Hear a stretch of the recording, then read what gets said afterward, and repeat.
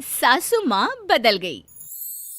कहानी उस घर की है जहाँ बहू और बेटी को एक माना जाता था, लेकिन फिर अरे शिखा बेटा, तू रसोई में क्यों घुसी रहती है?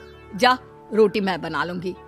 नहीं नहीं माँ जी, आप बैठिए, बस सारा खाना बन ही गया है। श्वेता को बोल देती हूँ, वो खाना लगा देगी सबका। सॉरी भाभी, मेरे पास वक्त नहीं है। माँ, मुझे पैसे देना, पार्लर जाना है। हाँ हाँ चली जाना, भाभी को भी ले जाना।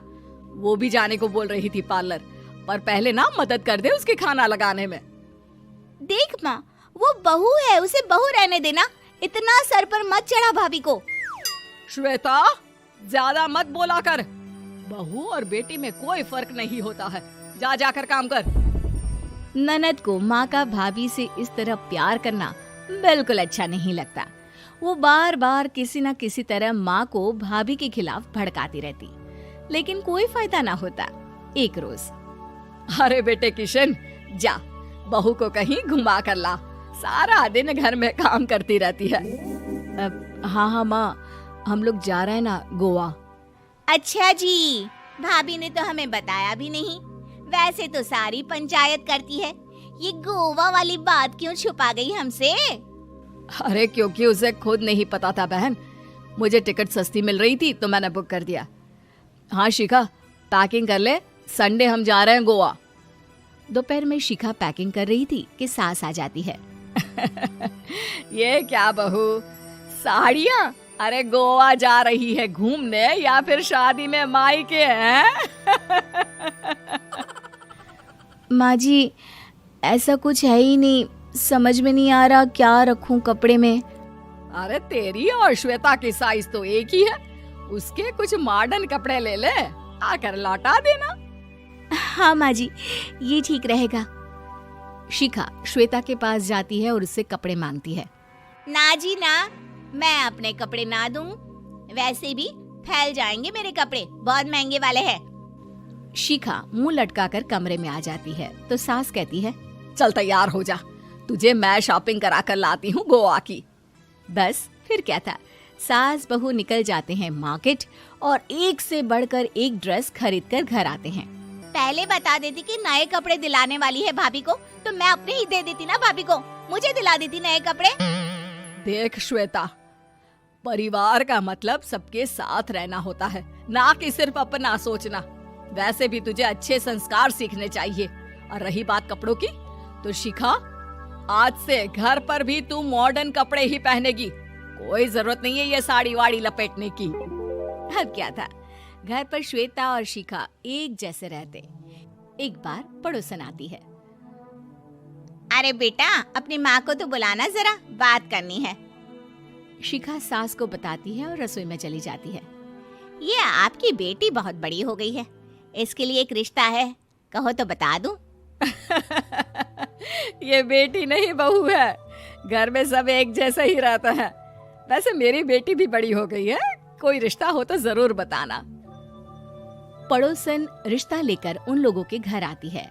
तब श्वेता की होने वाली सास कहती है, तो ये घर है, कितने मंजिल का है? और ये बहू ने आपकी क्या पहन रखा है, जीन्स टॉप? अरे भाई, साड़ी वाड़ी नहीं है क्या इसके पास? देखिए, सर्दी है तो साड़ी में बहू कैसे मैनेज करती, वैसे पहनती है साड़ी भी। देखिए, हम लोग ठहरे पैसे वाले लोग, कोई कमी नहीं है हम लोगों के पास पैसों की, बहुत पैसे हैं, जमीन, नौकर चाकर, कार, सब कुछ है, लेकिन घर में संस्कारी बहू चाहिए। समझ रही हैं ना आप? सास कुछ कहती कि श्वेता बोल पड़ती है, हाय रे, नौकर चाकर से लेकर जमीन, कार, पैसा, हाँ हाँ, मुझे रिश्ता मंजूर है, मंजूर है मुझे। अरे रुक जा श्वेता, मैं बात कर रही हूँ ना।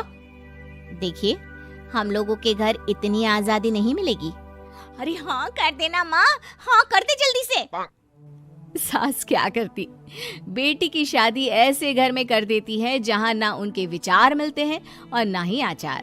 शादी के बाद एक रोज फोन पर, श्वेता बेटा, एक बार घर आ जा, बहुत दिल करता है तुझे देखने का। माँ, वो घर पर बहुत काम होता है, कैसे आऊँ?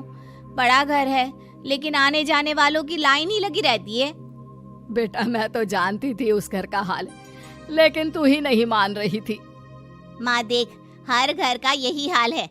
तेरी बेटी को यहाँ घूंघट हटाने की परमिशन नहीं है और एक तरफ भाभी स्कर्ट पहनकर घूम रही है। बेटा मुझे क्या पता था कि मेरी बेटी को ससुराल के नाम पर पिंजरा मिल जाएगा।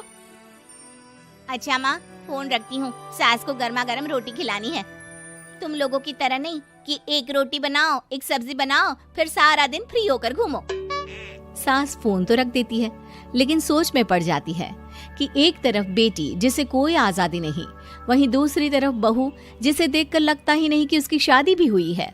अगले रोज। शिखा, अरे ओ शिखा। हाँ माँ, क्या हुआ? कुछ चाहिए आपको? मैं जिम जा रही थी। जिम के कपड़ों में बहू को देखकर सास को घूंघट में अपनी बेटी का ख्याल आता है।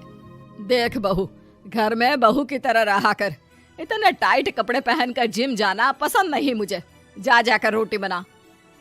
रोटी? माँ अभी तो शाम के 6 बजे हैं, इस वक्त रोटी? अब क्या मेरे खाने पीने पर भी पहरा है? अरे जब मर्जी तब मैं अपने घर में खा भी नहीं सकती क्या? बहू को अजीब लगता है।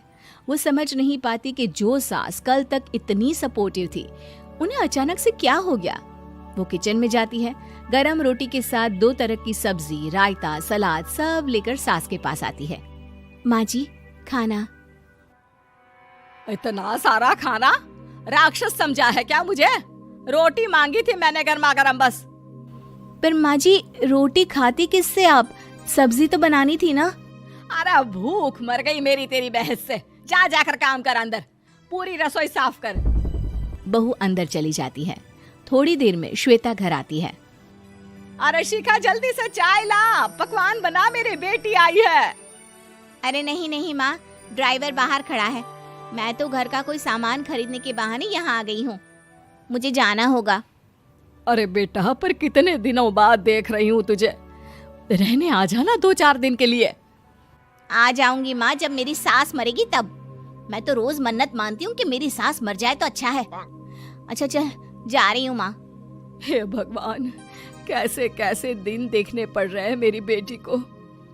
सास अंदर जाती है, जहाँ श्वेता की जिम वाली सहेली का फोन आया होता है।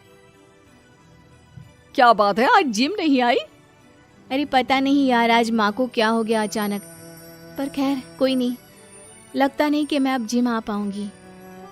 शिखा स्पीकर पर बात कर रही थी, जिसे सास सुन रही थी। यार ये सास ना होती ही ऐसी है। मैं तो कहती हूँ बुढ़िया जल्दी मरे और तू आराम से जिए। शिखा को सहेली की बात पर गुस्सा आ जाता है। माँ के मरने की कौन सा बच्चा दुआ मांगता है मोहिनी? आगे से ऐसी बात मेरे सामने मत करना। हमारे घर की शोभा ही माँ है। क्या हुआ जो थोड़ी सख्ती दिखा रही है? उसमें भी कोई ना कोई उनकी भलाई ही होगी। मैं तो कहती हूँ भगवान मेरे जैसी सास सबको दे, जो सिर्फ माँ की तरह है। सास वाली तो कोई बात ही नहीं है उनमें।